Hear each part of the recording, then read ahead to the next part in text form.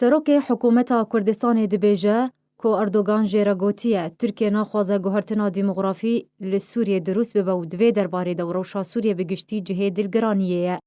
مسرور بارزانی سروک حکومت هریما کردستان دهفدیتنه که ده لگل کنال فرانس 24 آگاهاند که روشا سوریه بگشتی جهه دلگرانیه او جیجبر هبونا چند سدمکی.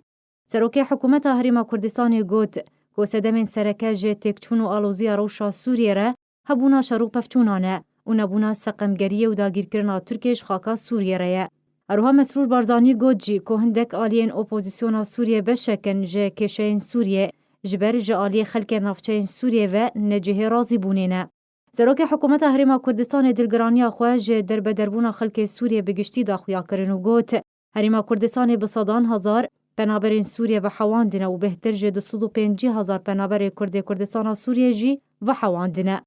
مسرور بارزانی گوت جی خلق دلگرانه جی گوهرتنا دیموغرافیا دوری ده سردان خویا داویه ده بو ترکیه او لگل رجب طیب اردوغان سروک ترکیه جویا و اردوغان تکسکریه که او ناخوازن گوهرتنا دیموغرافی لسوریه وره انجام دان. ده داویه هفدیتنا خود درباری روشا سوریه و روژاوای کردستان سروک حکومت هریما کردستان گوت از بهیوی ما گوهرتنا دیموغرافی لنافچه رونه ده جبر ند برجواندیا تو آلیه کی ده.